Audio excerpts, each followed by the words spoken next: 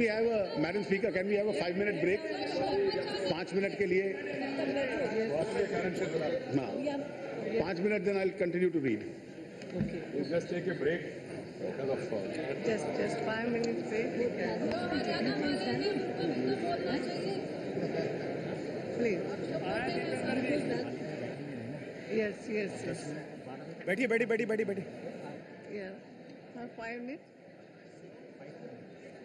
Yes. The how?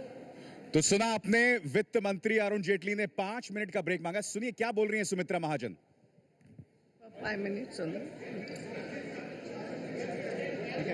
तो 5 minute का break उन्होंने मांगा है. Some break, no? मगर बड़ी बातें क्या है, हम आपको सिलसिलेवार तरीके से बताना चाहेंगे. सस्ते घर के लिए 4,000 करोड़ रुपए दिया गया है. मगर अहम बात यह है कि एफडीआई के रास्ते पूरे खोल दिए गए हैं.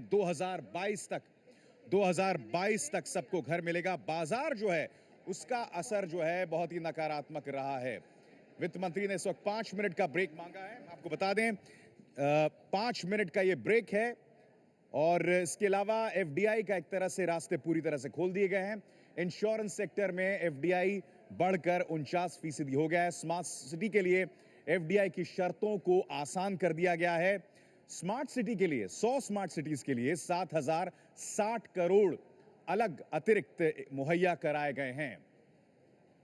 वित्त मंत्री ने 5 मिनट का ब्रेक लिया. उससे पहले जिन बातों की घोषणा की उनमें जैसा आपने देखा कई शहरों के लिए आईआईटी, आईआईएम ये इनकी घोषणा की गई है.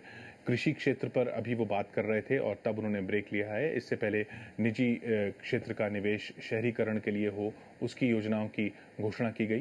तो एक एक करके जो घोषणाएं अभी तक वित्त मंत्री ने की है उनमें प्रधानमंत्री ग्राम सड़क योजना में 14,000 करोड़ रुपए, 14,000 से ज़्यादा करोड़ रुपए के निवेश की घोषणा की गई. और शहरी क्षेत्रों के लिए कई घोषणाएं की गई हैं, ग्रामीण क्षेत्रों के लिए कई घोषणाएं की गई हैं. दीनदयाल उपाध्याय ज्योतिग्राम योजना की घोषणा की गई है. बेटी बचाओ बेटी पढ़ाओ के लिए 100 करोड़ का अलग फंड रखा जाएगा. गांव के शहरीकरण के लिए श्यामा प्रसाद मुखर्जी योजना. बैंकों की पूंजी में आम नागरिकों के शेयर हों, उससे बैंकों का भी वित्त पोषण हो सके, यानी बैंकों को भी पूंजी मिल सके और आम नागरिकों को शेयर मिल सके और सरकार की मेजॉरिटी शेयर होल्डिंग भी बनी रहे. ये एक घोषणा बैंकिंग क्षेत्र के लिए बड़ी घोषणा की गई.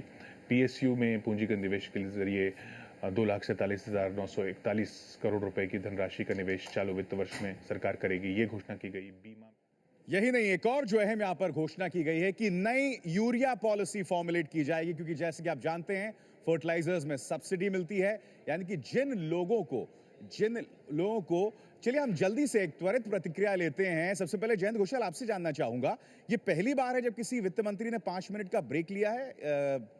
किस तरह से? मुझे तो याद नहीं आ रहा है इसके पहले कोई वित्त मंत्री 5 मिनट के लिए ब्रेक लिया था.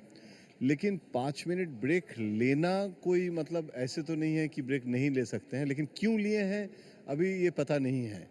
तो अभी second part of the budget जो है वो देख के ही बजट के बारे में आप बोल सकते हैं.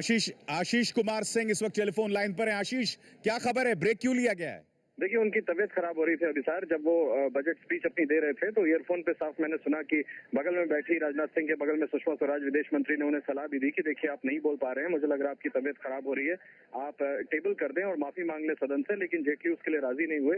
मुझे लगता है कि खड़े रहते रहते उन्हें थोड़ी सांस में ऊपर से जो देख पाया मैं उससे लगता है कि थोड़ी सांस लेने में दिक्कत हो रही थी. 2 गिलास पानी उनके लिए बाद में लाया गया ताकि वो पी करके कंफर्टेबल फील करें. मुझे लगता है कि शायद उनके स्पाइन में भी पेन, ऐसा कुछ एमपीज बता रहे हैं कि संभव है कि इस वजह से उन्होंने ब्रेक लिया, उन्होंने निवेदन किया और इस वजह से हाउस एडजर्न किया गया है कुछ देर के लिए.